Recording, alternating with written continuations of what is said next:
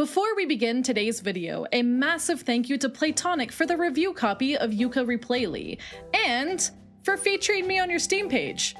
As a longtime fan of Banjo-Kazooie and Yooka-Laylee, getting the opportunity to play and review the game early was a super special experience for me, and I really appreciate it. Super big thank you, and let's talk about the game. A few caveats before we jump in, because you guys know I love my little caveats. At the time of recording this video, I have gotten to the credits of the game. However, I have not 100%ed it yet. While I'm going to talk a lot about the changes between Yooka-Laylee and Yooka-Replaylee, I think a lot of the changes are just best experienced if you encounter them yourself. So I'm going to talk about some instances of things changing, but I don't really want to spoil certain aspects that are different. Also, there's just a lot that's different, and it would be like impossible for me to list every single thing. But first things first, I am a writer, and given the book nature of Yooka-Laylee, I think it's only fitting that we start from the beginning. And I would be absolutely remiss to jump into the review without going over the extremely unique story of Yooka-Replaylee. If you're already familiar with it, I plan to timestamp the actual review start as well in the description of this video, so go ahead and feel free to skip ahead. Yooka-Laylee was the debut game of Playtonic Games, which is a British video game developer founded in 2014. Playtonic caught the eye of many a collectathon and 3D platformer fan, as it boasts an incredibly skilled team of people who worked on titles including, but not limited to, Donkey Kong Country, Banjo-Kazooie, Banjo-Tooie, and Donkey Kong 64. A lot of the team hailed from the nostalgic and classic Rareware days prior to the Microsoft buyout, and they soon dropped a bombshell on everyone. They were making a spiritual successor to the beloved Nintendo 64 darling Banjo-Kazooie. This game would be titled Yooka-Laylee, and it would be crowdfunded through Kickstarter, with its campaign smashing records almost instantly. It earned approximately €2 million from fans eager to see what the devs could cook up. But unfortunately, when Yooka-Laylee released a couple years later in 2017, reactions to it were fairly mixed. The two biggest criticisms were that certain gameplay aspects felt outdated, and the worlds felt a bit empty. But despite this, there was still a fair amount of praise for the game. And while I couldn't find official sales data for Yooka-Laylee, I did find that it apparently sold over 1 million copies within a year, which is clearly enough to satisfy Playtonic enough to make a spin-off sequel titled Yooka-Laylee and the Impossible Lair, which is a spiritual successor to the likes of Donkey Kong Country. While the Yooka-Laylee IP went silent for several years, fans were under the impression that Playtonic was cooking up the fabled game Tooka-Laylee, or at least that's what the fans were calling it. They might even still be calling it that. So imagine everyone's surprise when, in June 2024, Playtonic announced that they were returning to the original Yooka-Laylee by giving it a remaster remake treatment that's really unlike anything I've seen in the gaming space, if I'm quite honest. Reactions were mostly people just being baffled. Yooka-Laylee hadn't been the best received, sure, but did it really need a remaster remake? Especially within a decade of its release? It just seemed a bit premature. And then the details started coming out about why the devs were doing this and what all was changing with this Yooka-Replaylee version of the game, and suddenly, the fan confusion turned into hype, myself included. Yooka-Replaylee is not a simple remaster, and it's not really a remake either. This is Playtonic with more staff and resources than they had when they made the original. It's the vision that they had when they set out to make the game in the first place. They wanted to go back now that they had more staff and resources, and they wanted to just make the game that they had always set out to make. But the question is, did they manage it? Did they make that vision reality? Huh? So, I have a way to measure if a video game is good. And not to be kinda like biased, but I think it's a good system. The video game is good if it meets the following criteria, or most of it. Point number 1.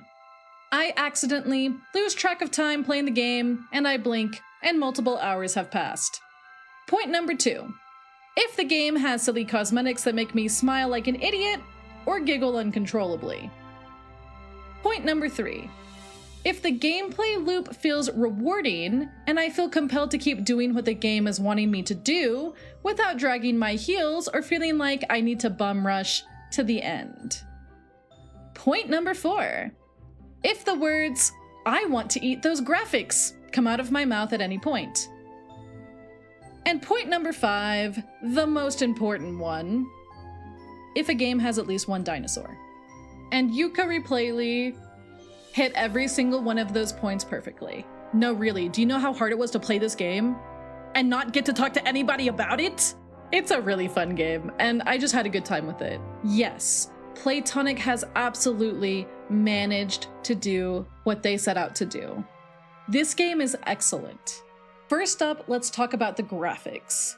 I am not exaggerating when I say this, but I think this is the most beautiful 3D platformer I've ever seen. My jaw was on the floor at these graphics. The way the grass parts around Yooka as he runs through it, how the characters leave behind a trail in the snow, and most importantly, look at Galleon Galaxy! The water! I want to drink it! It would probably kill me, but I want to drink it very badly. Whoever added these sparkling effects, congrats! You made this my favorite level now. Moody Marsh who? Don't even know her. The graphics are just so incredible. The lighting, the environments, the models, everything. Absolute freaking cinema. Let's talk about the levels next. As advertised, the levels and hub world map are all the same as the first incarnation, but there have been some significant design changes in certain areas. Subsections of levels have largely been entirely restructured, with many of them not really even resembling how they looked before. It made for a nice surprise when I walked into another area and there was something totally different inside than what I was expecting. They did not just copy and paste all the levels. They actually took the time to change them if they thought that they needed changing, and I think that's really neat. While the maps overall have the same layouts and you can expect things to be generally in the same locations as before, certain NPCs have been moved around. More pages have been scattered about, and just generally speaking, there's more to do. Yooka-Replaylee takes cues from games like Mario Odyssey, with being a bit liberal in the volume of things to do and collect. But that's certainly not a bad thing because it feeds the player and encourages them to keep exploring and looking around. There's less time spent traveling between pagey locations because there's just more in the levels, and things are spread out in such a way that the worlds feel a lot more condensed.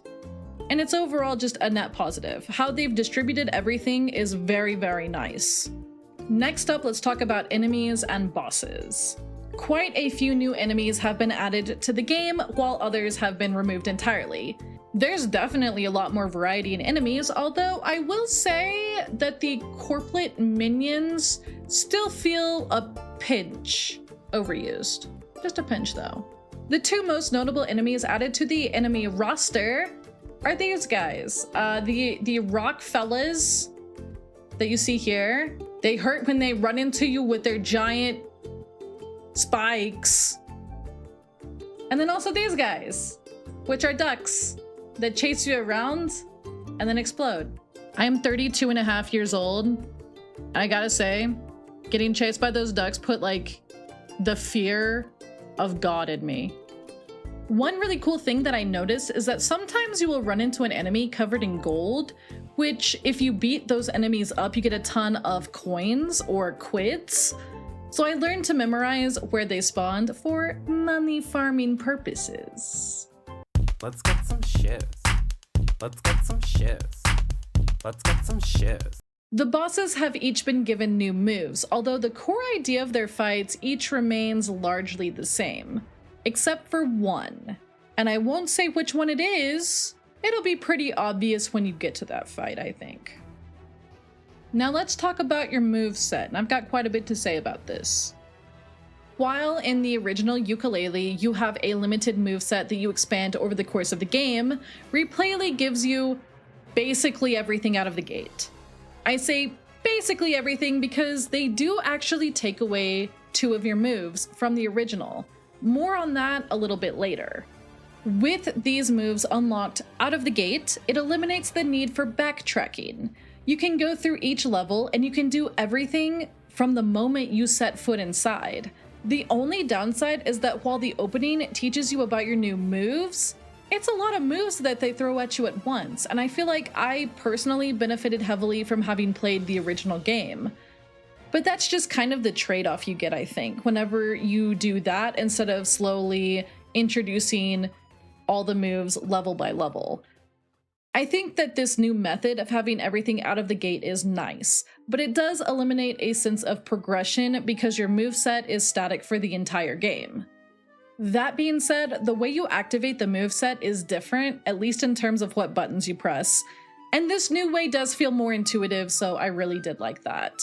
The biggest thing about your moveset is that Reptile Roll now does not use your stamina meter, so you can freely roll to your heart's content, which was definitely needed, especially given the size of the levels, and it all just feels really, really good.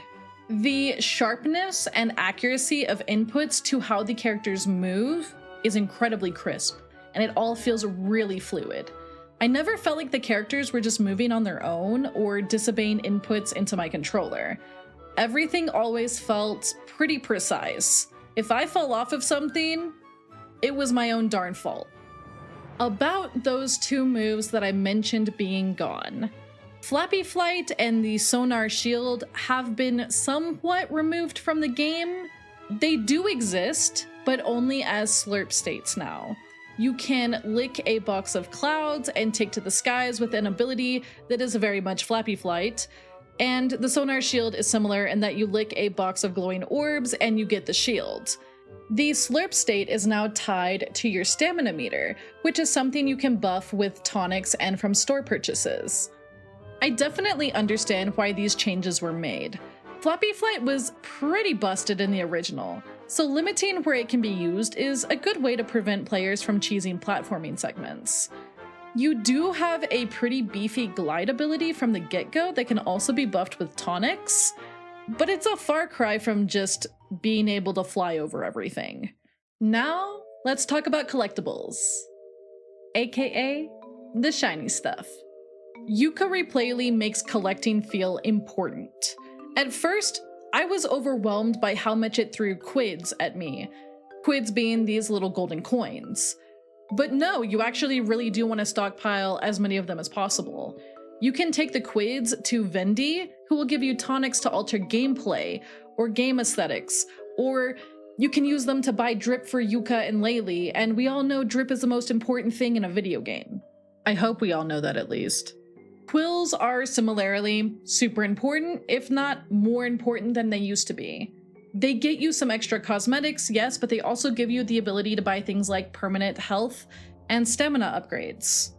Pages can get you through pagey doors, but collecting enough expands Vendy's wares so you can purchase even more things with your coins. So collecting everything just kind of naturally gives you more health and stamina to work with, which can be a help if you're struggling with a boss fight or a particular challenge, or if you just really want more drip. If you don't find the game challenging enough, you can also use your currency to buy tonics to make things harder for yourself, which I think is a nice touch for those looking for a more difficult experience. You can give yourself the ability to take fall damage because, yes, fall damage does not exist naturally in this game, or you could give yourself a breath meter if you feel like having anxiety every time you go underwater. You can also make all the minions harder to kill and give yourself 1 HP. Couple several of these tonics together, and you can really customize your experience in the game. And I just honestly think that's a really cool idea. Next up, let's talk about quality of life. It is very clear to me that the mindset that the devs had while going into this game was to address tedium. If there is something that was considered frustrating or tedious in the previous incarnation of the game, it has been revised at least in some way. Every single one of these revisions did improve against frustration.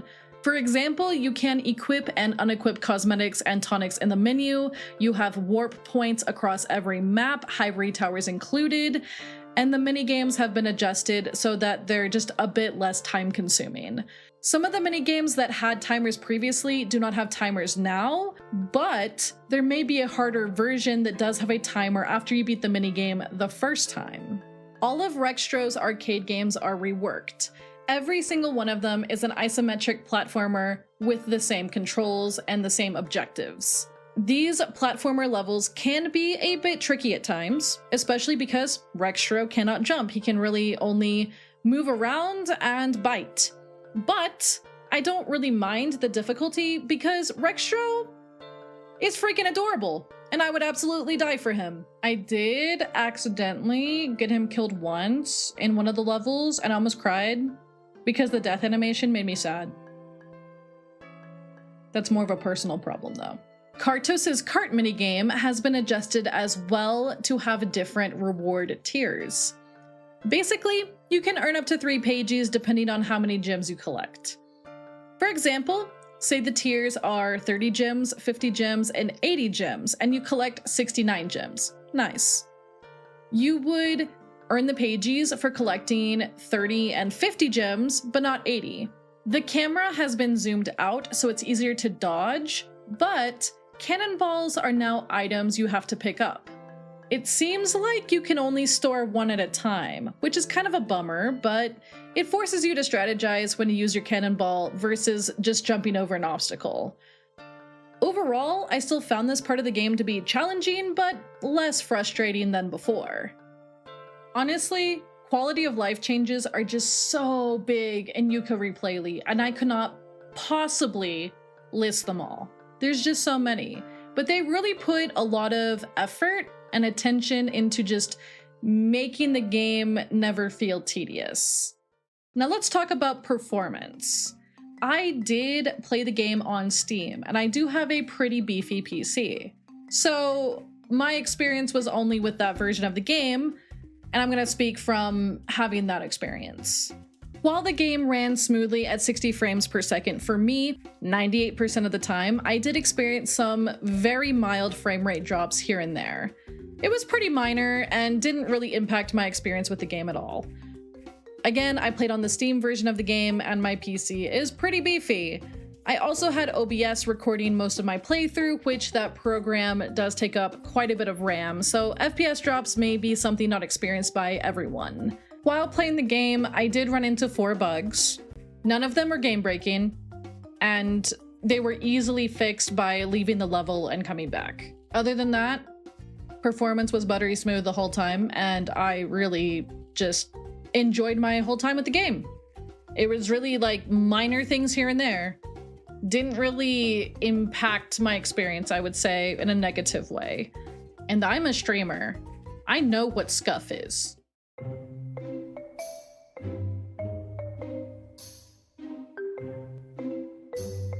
Miss. Anyways, it's time for the criticisms part of the video.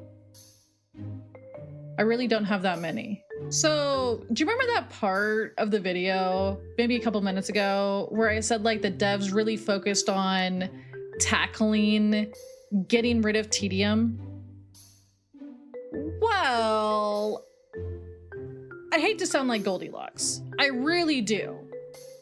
But I am a little afraid that they could have overdone it a little bit. Some of the pages that may have had like a moderate amount of challenge to get, it felt like they nerfed even those. Whereas I don't think they needed to nerf as much as they nerfed. Another thing that comes to mind is Capital Casino. Instead of requiring 10 coins in order to buy a pagey, you only need 5. And they just shower you. Every single minigame gives you 5. So basically you get pages thrown at you constantly. This is not to say that there were never any puzzles that stumped me or challenges that I had to try multiple times. I still did find things that I found were difficult in the game. It's just that there were so many things that got nerfed, or I felt they got nerfed, that I basically flew through the game without much hassle at all. Some people might not think that's a bad thing. Some people might think that's a bad thing, though. It's quite subjective, I think. And I kind of get the impression that the game knows that it's been nerfed a little bit because Yooka and Laylee actually comment on it at one point in Moody Maze Marsh.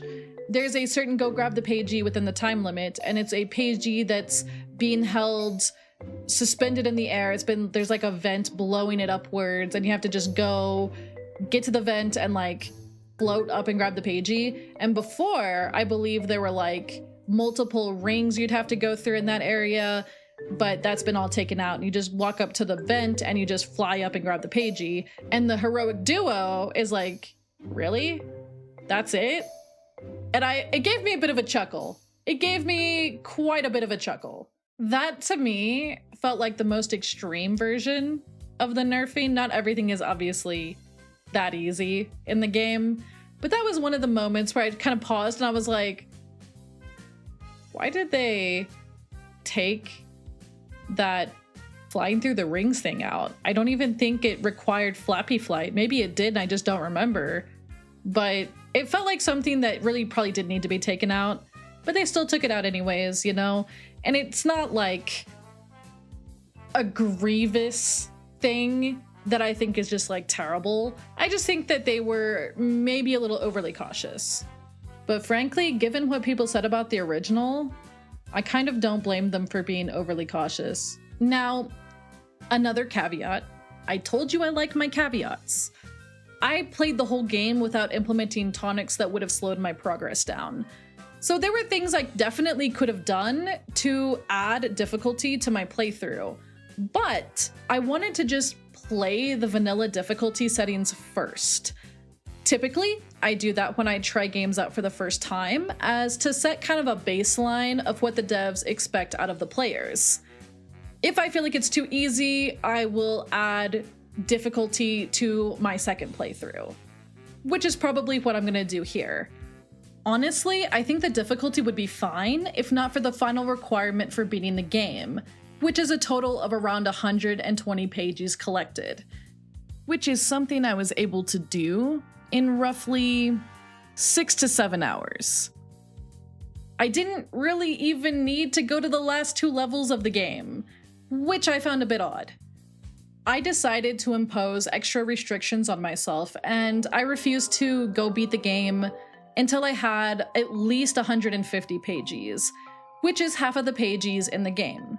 And even after I ended the game, I still felt inspired enough to keep playing the game, and I spent another couple of hours grabbing collectibles and checking out the tonics that would unlock as I grabbed more pages. Before you despair and take to Reddit saying that, oh, Yooka-Replaylee is a short game, it's shorter than they advertised. Stop. Pause. There is actually a very decent reason that I could have flown through the game and found the difficulty so easy. And that is because I literally just played the original game less than a month ago. I had a mental map of pagey locations already established in my head, and while there's a lot of changes to the game, having that prior knowledge reduces a lot of time floundering about figuring out which way to go. I was constantly on the move, constantly picking things up. People unfamiliar with the game will probably not have that experience.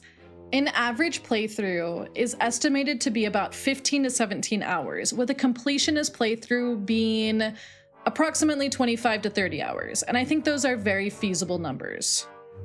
I think my playthrough, again, went by so fast because I literally had everything still in my head pretty fresh from the original, and I don't think that's going to be a universal experience.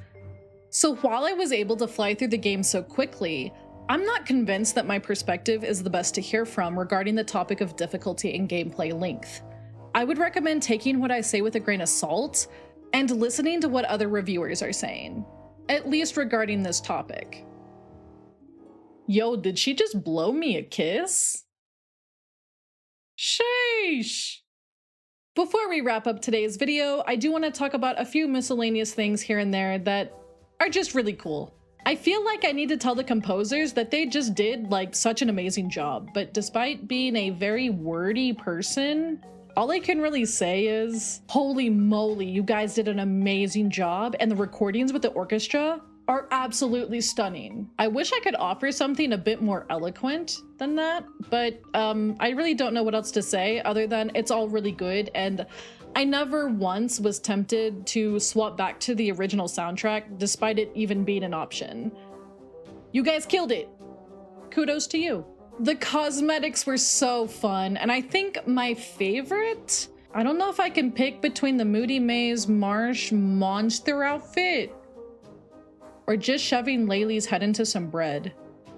That was iconic. The animations are super well done as well. The individual dances with each ghost writer and some of the portraits in particular, I feel like those really shined in this game. For instance, Mooney here has one of the best portraits I think in the entire game, and the level of animation compared to the original just feels vastly improved. Anyways, one final note. I'm not gonna say what I'm thinking here, but I want Playtonic to know that I see you. I see what you did with these pagey pieces. And it did make me really happy. Final thoughts about Yooka-Replaylee. Several months ago, I said that Yooka-Replaylee looks so good that it could redeem the original game. And I'm happy to say they did it. This is the definitive way to get the Yooka-Laylee experience.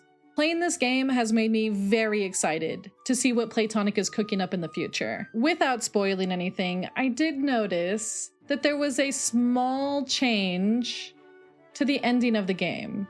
And that change makes me wonder what they have in store for us.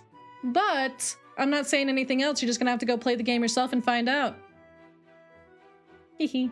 While I have already done a playthrough of the game, I do plan to stream it on launch day, October 9th at 11 a.m. Pacific time over on Twitch. If you have any particular questions, I encourage you to leave a comment below and I'll do my best to reply as soon as I can. Or, if you want, you can come by and check out the stream and ask your question there. I'd be more than happy to yap some ears off about this game because I literally haven't been able to, and I like talking. A lot. Big thank you once again to Playtonic for the review copy of this game, and I will see you on the next video. It'll be out soon. Bye!